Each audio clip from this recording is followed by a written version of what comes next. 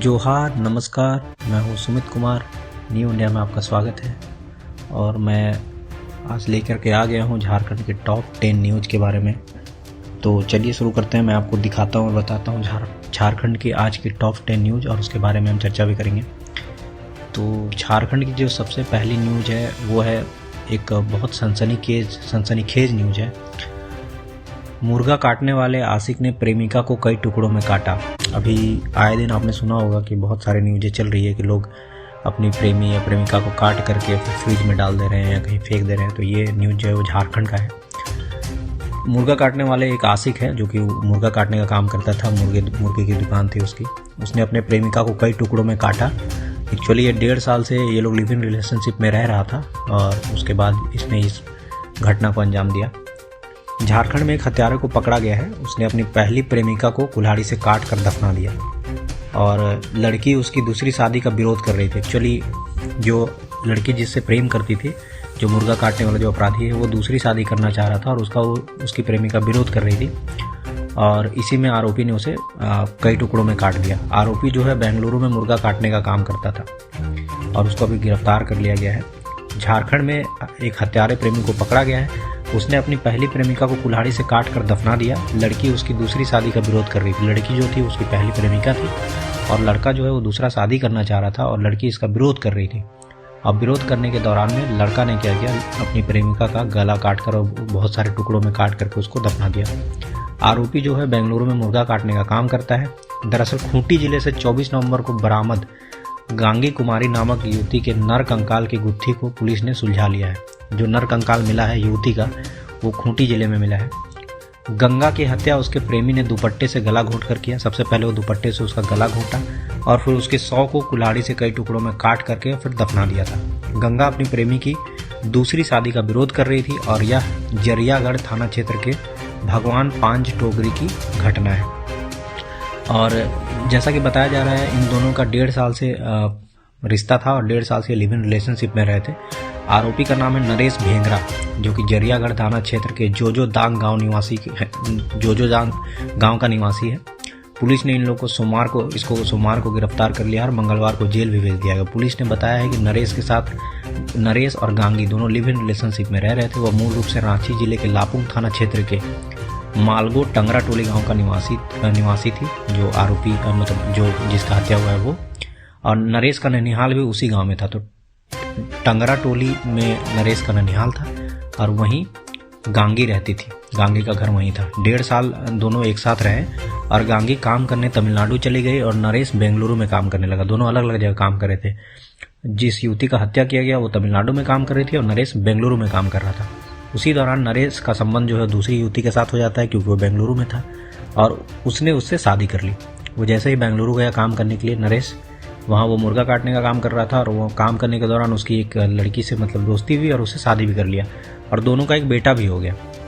और इसी चीज़ का विरोध कर रही थी गांगी। गांगी को जैसे ही ये पता चला कि नरेश जो है वो दूसरी शादी कर लिया है, उसका एक बच्चा भी है, तो वह बेंगलुरु आ गई।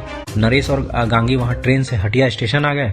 8 नवंबर की शाम गांगी को लेकर के नरेश जोजोदाग के लिए निकला, लेकिन गाँव नहीं जाकर गांगी को भगवान पांज टोंगरी पर ले गया, जहां दोनों आपस में झगड़ने लगे। और इसके बाद नरेश ने दुपट्टे से गला घोंटकर गांगी को मार डाला और वहीं टांगी से 100 के कई टुकड़े कर दफना दिया और घर चला गया। मामले का खुलासा करने वाली टीम में एसडीपीओ क्रिस्टोफर क्रिकेटा, इंस्पेक्टर अशोक सिंह आदि शामिल हैं। और ये पता चला है कि बेंगलुरु में मुर्गा काटने का काम करता था नरेश। हालांकि अब उसकी गिरफ्तारी हो चुकी है और उसको जेल भी भेज दिया गया है। और पुलिस ने जो है वो 100 को अपने कब्जे में लिया। उसकी जांच की। जांच करने के बाद में जो है सो पता चला कि इसकी जो पहले गला घोंट करके हत्या कर दी गई थी और फिर इसको टांगी से काफ़ी टुकड़े में काट करके फिर दफना दिया गया था। टांगी और हंसुआ, ये सब सारा सामान भी पुलिस जो है वो बरामद कर ली है। तो ये पहला न्यूज़ था जो काफ़ी सनसनीखेज न्यूज़ था। ये काफ़ी बर्बरता न्यूज़ था, इसलिए मैंने आपको इसको डिटेल्स में बता दिया। वहीं झारखंड की जो दूसरी न्यूज़ है वो है, झारखंड में एक खतरनाक माओवादी था जिसका नाम है छोटू खरवार। बताया जा रहा है कि वो 18 लाख का इनामी माओवादी था या नक्सली था कह सकते हैं, और उस पर 18 लाख रुपए का इनाम था, जो कि लातेहार क्षेत्र में काफ़ी एक्टिव रहता था। लेकिन झारखंड में खतरनाक जो अपराधी है छोटू खरवार, वो मारा गया है। एक्चुअली पुलिस ने इसको नहीं मारा गया है, पुलिस ने इसको नहीं मारा है, किसी ने उसको जो है मार करके और जंगल में फेंक दिया था। तो रिपोर्ट के अनुसार झारखंड के लातेहार में खतरनाक माओवादी जो है छोटू खरवार वो मारा जा चुका है। 18 लाख रुपए का इनामी था वो माओवादी। एनआईए और झारखंड पुलिस के लिए छोटू खरवार लंबे समय से वांटेड भी था। छोटू की माओवादी ने ही हत्या कर डाली है, ऐसा पुलिसकर्मी का कहना है कि चंदवा में 4 पुलिसकर्मियों की हत्या के केस में एनआईए छोटू खरवार को ढूंढ भी रही थी। 100 से अधिक नक्सली घटनाओं का अभियुक्त है ये छोटू खरवार। इस पे आरोप है पुलिस प्रशासन मतलब पुलिस की जीप में आग लगाने का और बहुत सारे हत्या और नक्सली घटनाओं को अंजाम देने का इस पे आरोप लगा हुआ है। तो ये रिपोर्ट है लातेहार का, जिसमें छोटू खरवार को मार दिया गया है। हालांकि छोटू ऐसा बताया जा रहा है पुलिस से मिली जानकारी के अनुसार कि माओवादी ने ही कर डाली है छोटू खरवार की हत्या। और प्रथम दृष्टया में ये पाया गया है कि छोटू के पेट पे कुछ चीरे कांटे के निशान है। तो इससे ये भी पता चल रहा है कि शायद उसकी चाकू मारकर जो हत्या कर दी गई है। तीसरी खबर जो है वो जमशेदपुर के आदित्यपुर से है। आदित्यपुर में एक्चुअली भारी संख्या में जो है अतिक्रमण हटाओ अभियान जो चलाया गया है, और अतिक्रमण हटाओ अभियान के तहत आदित्यपुर के साइड में लगभग 60 से 70 घरों पर जो है बुलडोजर चला है। और बुलडोजर जो है रेल प्रशासन ने चलाया है। रेल प्रशासन एक्चुअली 60 से 70 मकानों को बुलडोजर से जो है सो गिरा दी। वो इसलिए क्योंकि जितने भी मकान थे वो रेलवे की ज़मीन पर बने हुए थे। और जमशेदपुर के आदित्यपुर में एक्चुअली रेल लाइन के किनारे एक्चुअली रेल का काम होना है, ट्रैक बिछाना है। इसी की वजह से उस बस्ती को शर्मा बस्ती के नाम से जाना जाता था, वो बस्ती उस बस्ती को हटा दिया गया है। और उनको बताया जा रहा है कि 10 दिन पहले उनको नोटिस दिया गया था, और 10 दिन पहले उनको नोटिस देकर के बताया गया था कि आपकी ये जो झोपड़ी जो आपने ये जो भी झोपड़ीनुमा आपने मकान बनाया है ये रेलवे की ज़मीन पे है, रेलवे इस पर जल्द ही कार्रवाई करने वाली है। तो उनको पहले नोटिस दिया गया था और बुलडोजर से सारा ही उनका 60-70 मकान को जो है सो ज़मींदोज कर दिया गया है। इस ज़मींदोज करने के दौरान अतिक्रमण हटाओ अभियान के दौरान जो रेलवे ने चलाया था, थोड़ा सा विरोध भी देखने को मिला, लेकिन रेलवे ने काफ़ी सुरक्षा बल की तैनाती पहले से ही कर ली थी। महिला पुरुष सबको सारे जवान थे, इसलिए उतना प्रॉब्लम हुआ नहीं और ये काम जो है वो सफल रहा। चौथी न्यूज़ जो है वो एक्चुअली झारखंड में एक उत्तराखंड का एक जवान था, वो ड्यूटी करने आया था एक्चुअली, और उसके एक हादसे में जान चली गई।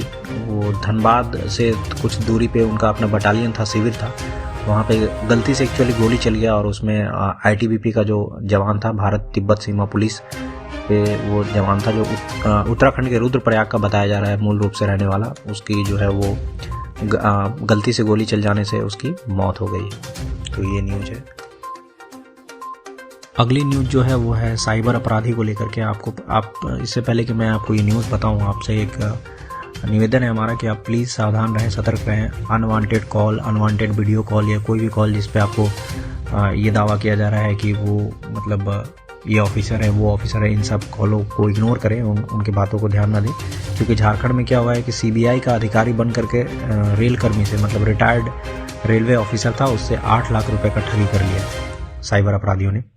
एक्चुअली देवघर के नगर थाना क्षेत्र के बमपास टाउन मोहल्ला निवासी संतोष प्रसाद केसरी के साथ जो है ये ठगी किया गया है। हालांकि उन्होंने एक अज्ञात व्यक्ति के खिलाफ FIR भी दर्ज करवाया है, लेकिन आपको भी पता है कि साइबर अपराधी का जितने भी FIR दर्ज होते हैं उनका कोई खास रिजल्ट देखने को नहीं मिलता है। तो 8 लाख रुपए जो है उनसे ठग लिए गए संतोष प्रसाद केसरी जी से, जो कि एक रिटायर्ड रेलवे ऑफिसर है।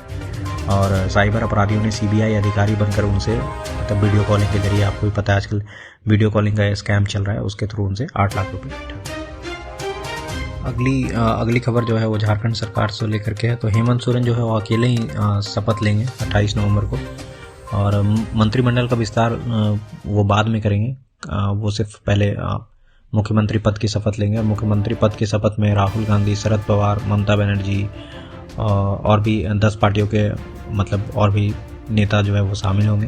तो अकेले ही मुख्यमंत्री पद की शपथ लेंगे और मंत्रिमंडल का विस्तार जैसा कि बताया गया है वो बाद में करेंगे। अगली खबर जो है वो झारखंड से मौसम को लेकर के है। मौसम के लिए मैं बता दूं कि झारखंड में अभी कड़ाके की ठंड पड़ रही है, और जैसा कि बताया जा रहा है झारखंड में कुहासे और धुंध का भी असर है। सुबह कुहासे का असर देखने को आपको साफ साफ मिल जाता है, और शाम में जैसे सूरज डूबती है ठंड का भी असर काफ़ी तेज़ी से बढ़ता हुआ नजर आ रहा है। तापमान थोड़ी बहुत और गिर सकती है, और झारखंड के काफ़ी जिलों में रांची से सटे और भी बहुत सारे जिले उसमें काफ़ी कड़ाकेदार ठंड पड़ सकती है। अगली खबर है वो झारखंड में सेकंड जेपीएससी का मामला है। अभी काफ़ी लोगों के ऊपर जो है चार्जशीट फाइल किया गया है।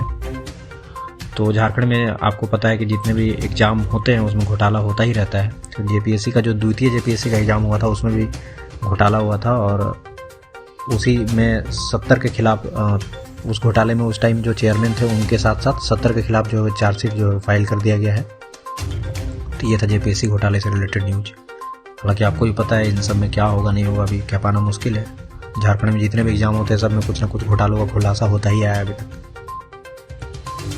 अगली खबर जो है वो है भगवान बिरसा मुंडा के जो परपोते हैं मंगल मुंडा, उनकी कल जो है एक सड़क दुर्घटना हो गई थी। हालांकि उनको रिम्स में रेफर कर दिया गया है और वो भी उनकी हालत हालांकि नाजुक बताई जा रही है। सीएम हेमंत सोरेन ने भी दिल्ली से ही कल बात किया था और डॉक्टरों को खास दिशा निर्देश दिया गया है कि उनको जल्द से जल्द ठीक कर दिया जाए। तो ये खबर थी भगवान बिरसा मुंडा के जो परपोते हैं मंगल मुंडा, उनकी एक सड़क दुर्घटना में जो काफ़ी उनको चोट आ गई है और उनको रिम्स में अभी रेफर कर दिया गया है और उनकी हालत थोड़ी नाजुक ही बताई जा रही है। अगली खबर जो है वो खेल जगत से है। तो जैसा कि मैंने आपको पहले भी बताया था कि झारखंड से इस बार टोटल 8 खिलाड़ी आईपीएल में खेलेंगे, और इस बार पिछले साल जो रॉबिन मिंज का चयन किया गया था, इस बार मुंबई इंडियंस ने उनको 65 लाख रुपए में फिर से दोबारा खरीद लिया है और इस बार आपको रॉबिन मिंज भी खेलते हुए नजर आ जाएंगे। तो ये खेल जगत से जुड़ी खबर थी।